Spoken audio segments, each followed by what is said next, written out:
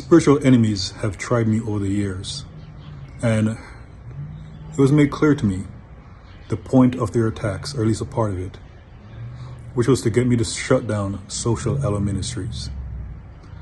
But I wouldn't do it, in part because it was God who called me to his service, and then God who told me or inspired me to start Social Aloe Ministries. So it wasn't up to the devil to shut down, and neither is it up to me. But there've been some things here recently that have been far more effective at trying to inspire me to shut down Social Aloe Ministries.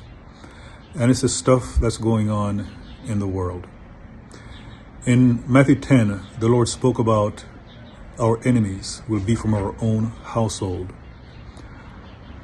And he even said that he didn't come to bring peace, even though he's a Prince of Peace, but he came to bring division. In Psalm 120, I think it's verse 7, it speaks about, I am for peace, but when I speak, they are for war. And there's a lot of war, civil wars, if you will, in Christianity, where you see a lot of people coming against each other. And in some cases, it is a good thing. Yet, it is so much. There have been times almost like just want to shut things down and just walk away from it all. What I love the most about ministry is not the things the Lord has me do on social media. It's perhaps when he has me fly to a country, and sometimes without any kind of internet connectivity, no paying attention to social media, where he has me go and reach the lost in places. That requires not only me flying, but me walking. That gives me much pleasure.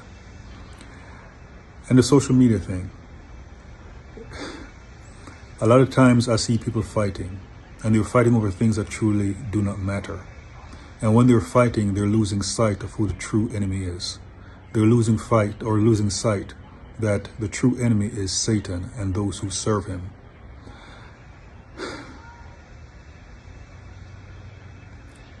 Christian brothers and sisters fighting. But then I also see the parallels in the secular society.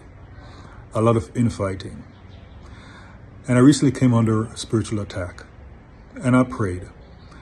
And one of the things that came to mind wasn't just the spirits who came against me, but I started thinking, who were any other spirits, whether human or evil spirits, that were behind the attacks?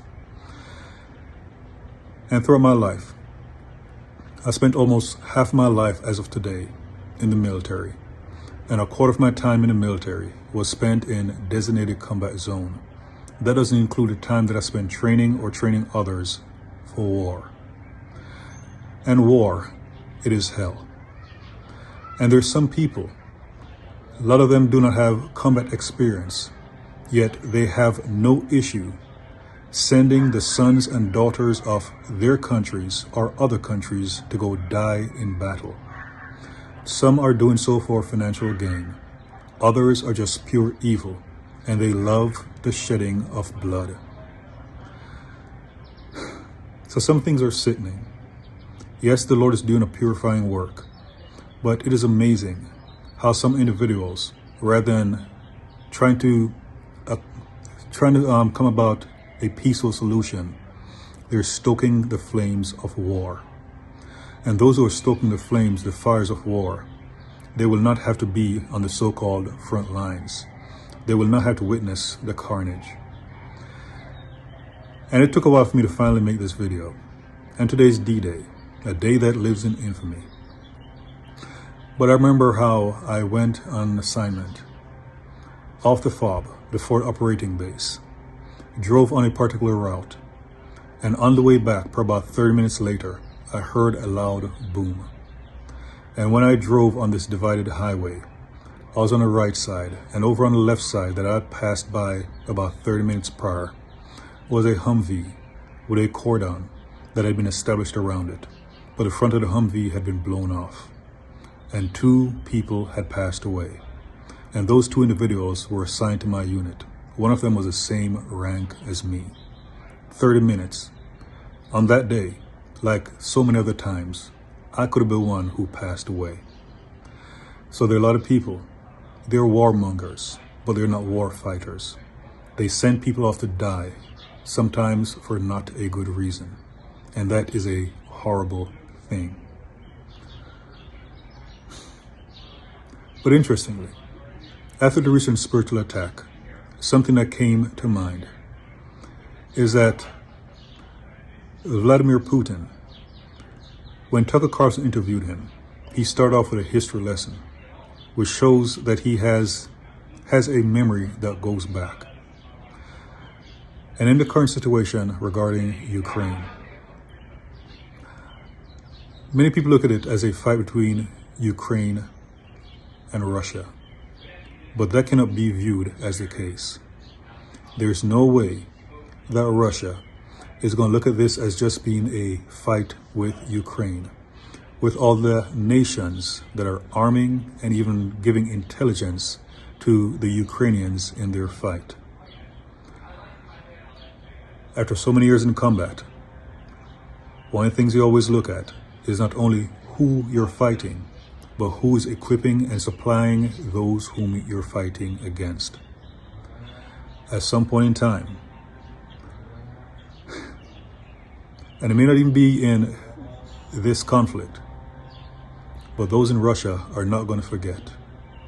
And I know this is a complicated situation, but many people are looking at this as only a battle between Russia and the Ukraine. But that is not the case. People are going to remember. And at some point in time, when they have the ability, they're going to seek retribution. At least one thing about Donald Trump is that he has had the guts to threaten the withdrawal of the United States from the World Health Organization. And if necessary, that kind of fortitude is something that's needed, that if necessary, he will withdraw from the North Atlantic Treaty Organization, NATO.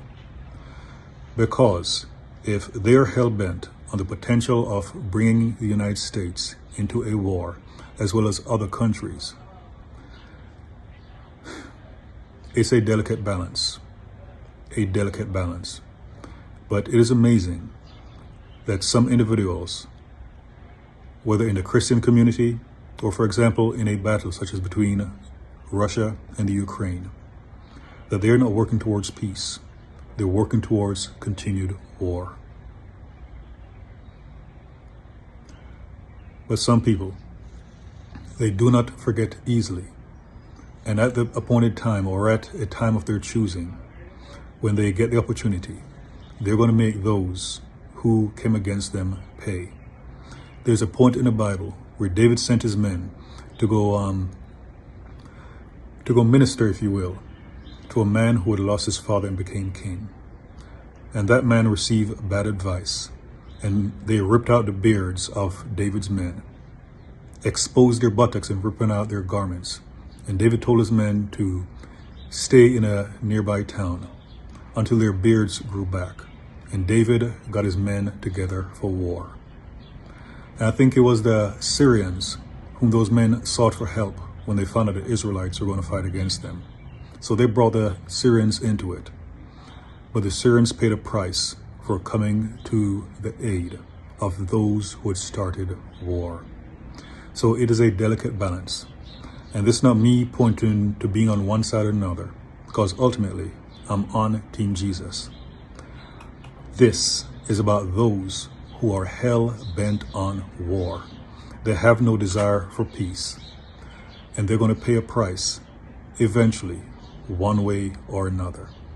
So if you're a person who's truly for peace, but you notice that when you speak of peace, there are others who are committed to war, sometimes the solution is to come out from among them.